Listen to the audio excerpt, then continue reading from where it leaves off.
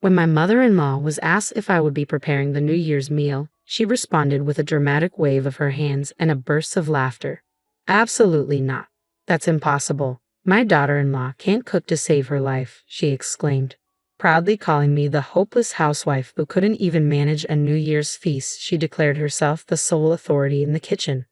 Her laughter wasn't just annoying, it felt like an outright insult. After enduring her derision for so long, I knew it was time to stand up for myself. My name is Natalie, I'm 29, and I got married last year.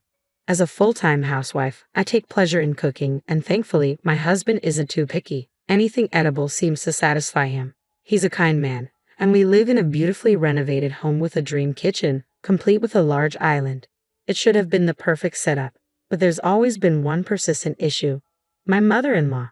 She prides herself on her culinary skills and views me as a complete disappointment in the kitchen. Worse still, she doesn't keep her opinions to herself. Just the other day, while I was outside doing laundry, I overheard her gossiping loudly with the neighbor's wife. My daughter-in-law can't even cook properly. It's dreadful. I wonder about her upbringing. My poor son is so unfortunate to be stuck with her, she lamented.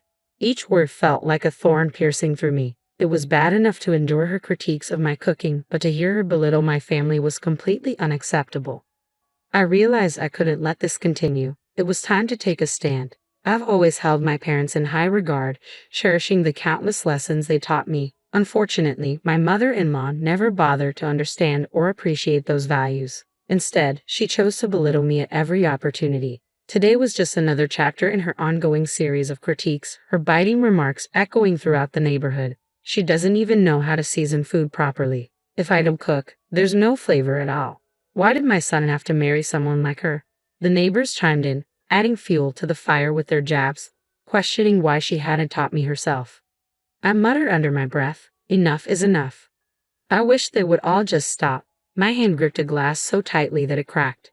That evening, when my husband Daniel came home and my mother-in-law was conveniently in the shower, I saw my chance to finally let it all out. Can't you do something about your mother? I pleaded with Daniel as I helped him out of his jacket. She's going around the neighborhood every day, making me out to be some hopeless cook. I opened up about my mother-in-law's relentless behavior, feeling it was necessary. Daniel isn't particularly close to his mother and genuinely cares about me, so I expected his support, maybe even hoped he would defend me or, at the very least, acknowledge the strain her words were causing. But his reaction took me by surprise. Well, Mom has always been very particular about cooking, he said, scratching his head, looking genuinely troubled. The word particular hung in the air, so light yet laden with accusation. I almost fired back with a comment about her overpowering seasoning but held back, staring at him in disbelief, wondering if he truly understood the impact of his mother's words. Come on, she's a good cook, right? He asked nonchalantly. I was taken aback. Well, I don't know much about good or bad cooking, he continued, but please just try to get along with Mom. That's what a wife is supposed to do, isn't it? With that, he left the room, leaving me stunned. Was this some kind of joke? Thoughts swirled in my mind. A good cook. A wife's duty. What does that even mean? Frustration surged within me. As much as I hated to admit it, my mother-in-law's cooking was far from delightful. She had monopolized the kitchen for the past year, ostensibly to spare me the effort, but I had never truly enjoyed her meals. She firmly believed that piling on the spices equated to better flavor. Daniel, raised on those robust tastes, always finished his plate without a word of complaint, but for me, eating such heavily spiced food was a daily struggle. Not only was it unpleasant, but I feared it might ruin my palate and wasn't great for my health. Each mealtime had become a silent battle, where I forced myself to finish my portion out of fear of the consequences of leaving any behind. Alone in the quiet of our bedroom, I felt a wave of helplessness wash over me. I let out a heavy sigh. The real shock wasn't that Daniel failed to criticize his mother's cooking style, it was that he didn't seem to take my feelings seriously. In moments like these, I found myself missing the familiar, comforting meals from my parents' home. As the year drew to a close, so did the anticipation for the New Year celebrations. This would be my first New Year since marrying into this family traditionally marked by a large gathering and a feast prepared by my mother-in-law. However, instead of joy, I felt a sense of dread as I pondered how to navigate familial expectations and the overpowering flavors that had become a regular part of my life. When Daniel casually mentioned that it was customary for the family to gather and enjoy the feast prepared by his mother for New Year's, I couldn't help but silently question the tradition. Outwardly, I managed only a half-hearted "oh." It seemed the relatives who eagerly attended each year had grown to love her cooking, or perhaps they had simply become accustomed to it. Despite feeling a twinge of sympathy for them, I couldn't shake the slight dread creeping in. Even though my mother-in-law frequently criticized my supposedly bland culinary skills, my parents had instilled a strong confidence in my cooking abilities. I secretly longed to cook for everyone and maybe even introduce some subtler flavors to Daniel's palate. With newfound resolve, I decided it was time to discuss the New Year's feast with my mother-in-law.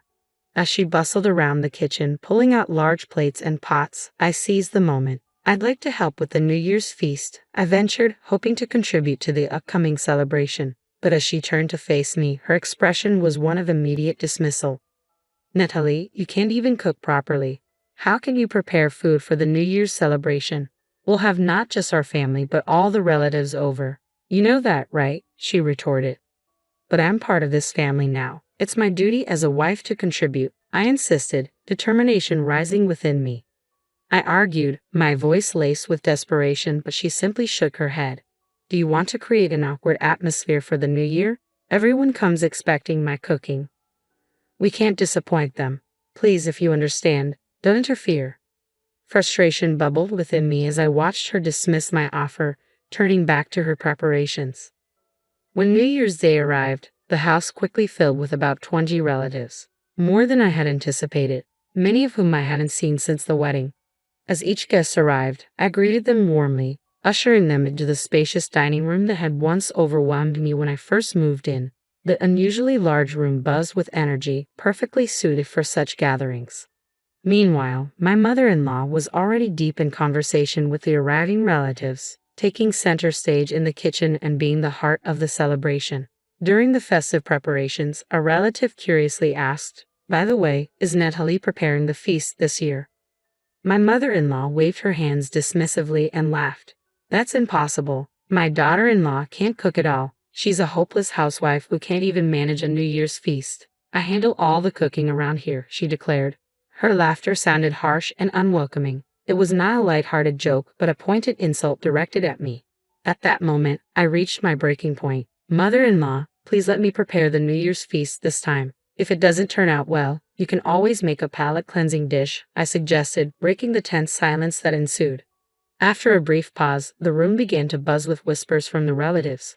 "Well, I certainly don't want a disappointing meal, but they say practice makes perfect, right?" my mother-in-law said, her tone conceited yet reluctantly acknowledging the shifting tide of opinion among the relatives in favor of giving me a chance. "All right, fine. If it doesn't work out, Freda can step in," she added. "Very well then, Nat, you can take the reins this year," she stated, her words tinged with reluctance. "But remember, I can always step in, ladies and gentlemen, so indulge this hopeless housewife's whims for once," she announced, her tone dripping with patronization. But with my heart swelling with pride and determination, I was ready to showcase my cooking skills to everyone. This was my chance to change their perceptions. I poured my heart into preparing the meal, and as I presented the beautifully arranged feast on a large platter, exclamations of admiration filled the room. "Wow, the meal turned out perfectly. It looks delicious. Well done, Natalie. This isn't something just anyone could pull off," they praised enthusiastically. Amidst their compliments, my mother-in-law, who had just returned from shopping for her so-called palate-cleansing dish, glanced at my spread. "It looks all right, I suppose, but it's probably bland," she remarked, emphasizing the word probably and clearly reluctant to acknowledge my success. Ignoring her comments, I focused on distributing paper plates and forks to the relatives, encouraging them to enjoy the meal. Meanwhile, my mother-in-law hurried back into the kitchen to prepare what she deemed necessary, keeping a watchful eye on us as if expecting to intervene at any moment. The relatives tentatively began sampling the dishes I had prepared. As I watched the guests sample the dishes, a murmur of approval began to build. My mother-in-law, not one to miss an opportunity, chuckled with apparent satisfaction and announced loudly, "See? I told you this is why she's the incompetent daughter-in-law."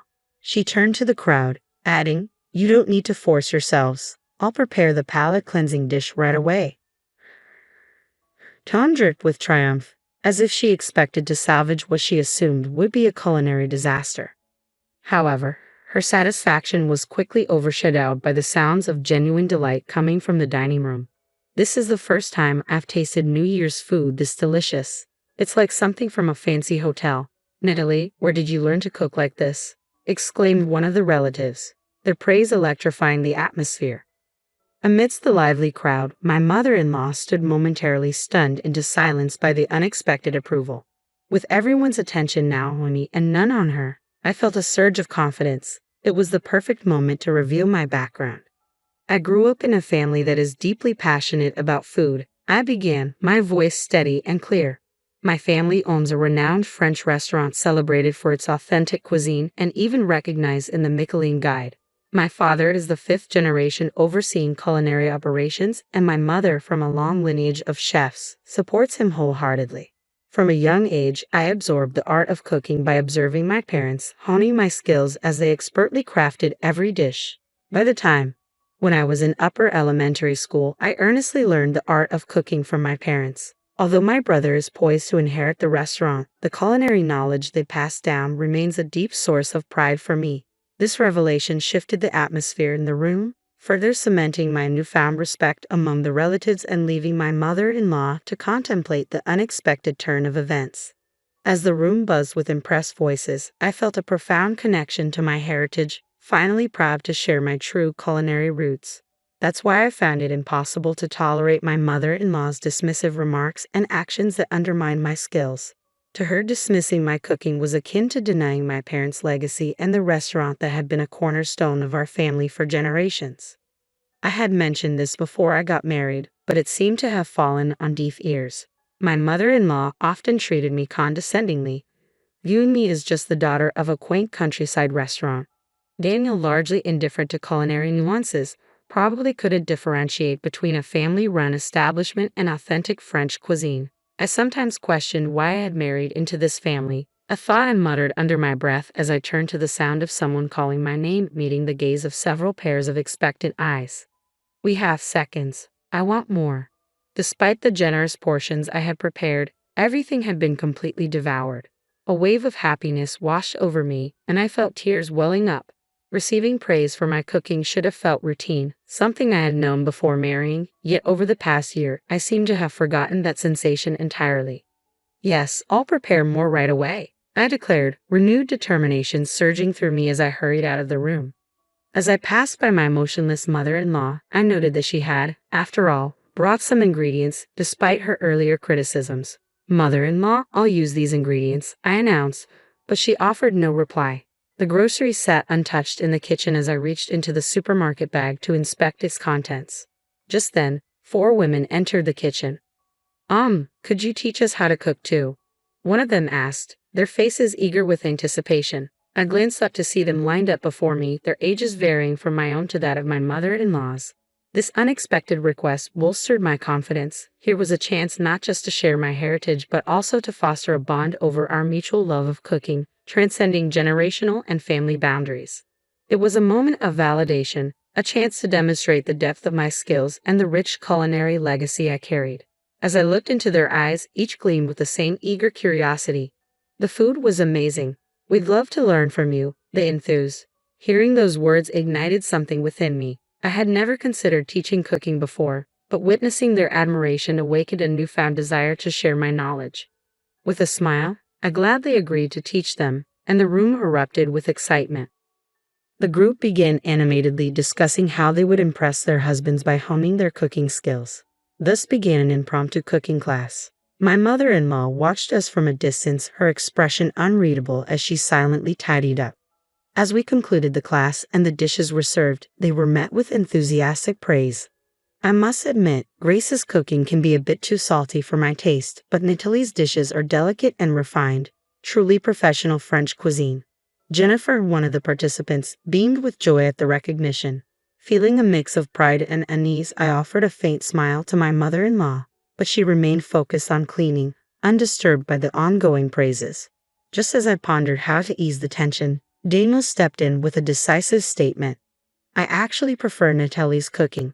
Mom's strong flavors have always made me concerned about salt and health. Going forward, Natalie should handle the cooking regularly. His words seemed to take my mother-in-law completely by surprise, and before long, she quietly withdrew to her room. The news of my culinary abilities spread quickly among my relatives, marking a significant shift in how they viewed me and my place in the family. This unexpected turn of events not only bolstered my confidence but also subtly shifted the household dynamics in ways I hadn't anticipated. As word of my culinary talent spread, I soon found myself receiving requests to teach cooking classes. Initially hesitant, I remembered the joy from the impromptu New Year's cooking session and decided to embrace the opportunity. People genuinely valued my skills, and through word of mouth, my reputation as a skilled chef of authentic French cuisine grew rapidly.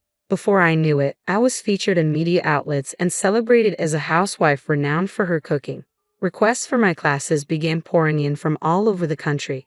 Life, I learned, is wonderfully unpredictable. This unexpected journey even led to a feature about me in a prominent cooking magazine. In the article, I spoke about my culinary heritage and my father's influence on my skills. As for my mother-in-law, who had once spread less than flattering rumors about my cooking abilities, she ceased commenting on culinary matters altogether after the shift in family and public opinion. Over time, she gradually stopped cooking entirely, leaving me with full responsibility for meals in our home. Despite the increased busyness, we now live together peacefully, a significant change from our earlier days.